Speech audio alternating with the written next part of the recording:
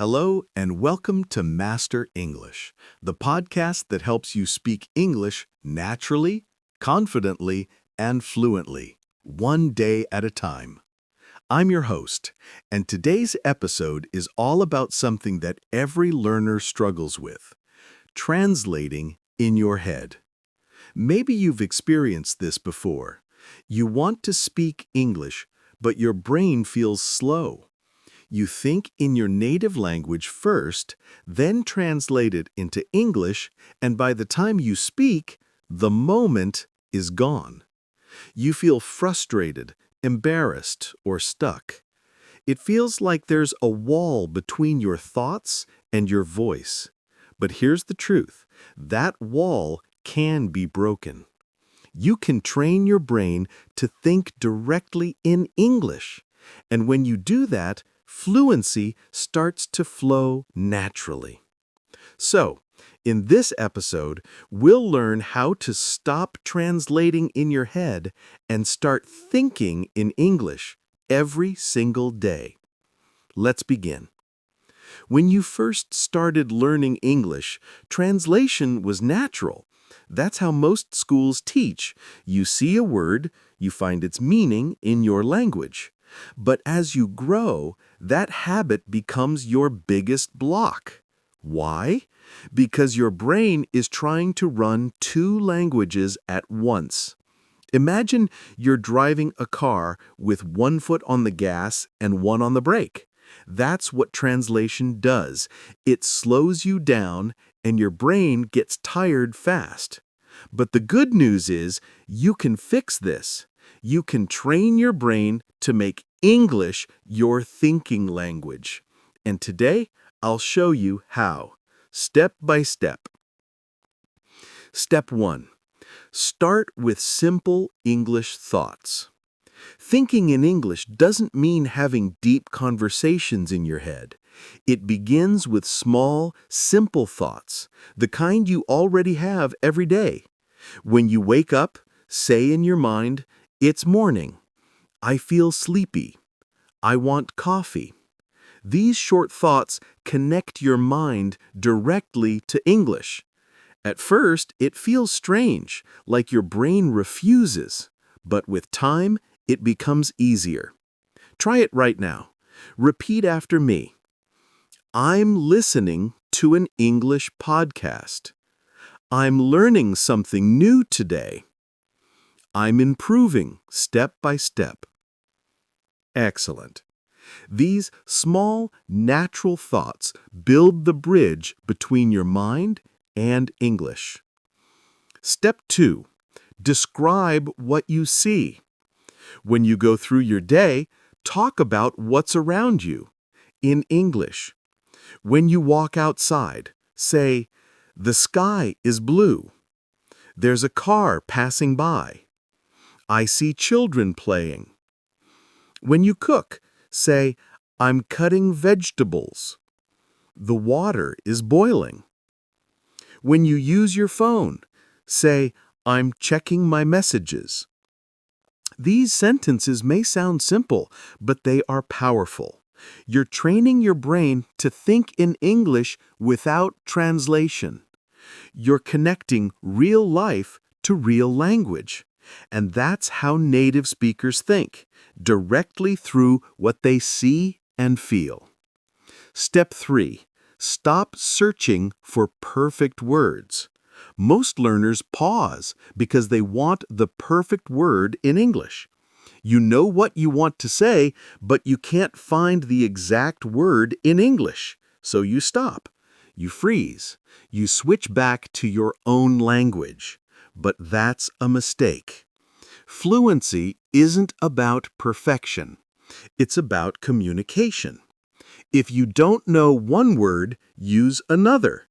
If you don't know enormous, say very big. If you forget exhausted, say very tired. That's how real communication works. Even native speakers do it all the time. Remember this: fluency is not knowing every word. It's knowing how to keep going. Repeat that with me. Fluency is not knowing every word. It's knowing how to keep going. Step 4. Listen to English every day. You cannot think in a language you don't hear often. Listening is food for your brain. Every time you listen, your brain absorbs the rhythm, tone, and patterns of English. You begin to predict what comes next. That's how thinking starts to happen automatically. So, make English part of your daily background. Play podcasts while cleaning, listen while walking or exercising, watch short English videos instead of local ones. Let English sound become a normal part of your world. Even 15 minutes a day can make a big difference. Repeat after me. I feed my brain English every day. The more I listen, the faster I think. Step 5. Use shadowing to train thinking speed. Shadowing means listening and repeating at the same time, like an echo. It connects your ears, brain, and mouth in one action. When you shadow, you stop translating automatically because you don't have time. Your brain is forced to think in English, not your native language. So, let's try it. Repeat after me as naturally as possible. I understand English easily. I can speak without fear. My thoughts flow in English. Excellent.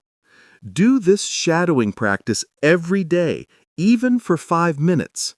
You'll start to feel that words come to your mouth more easily, without effort.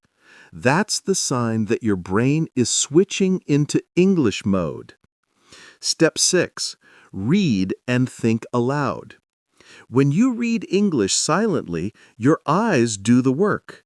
But when you read aloud, your brain and mouth work together. That connection builds speaking fluency.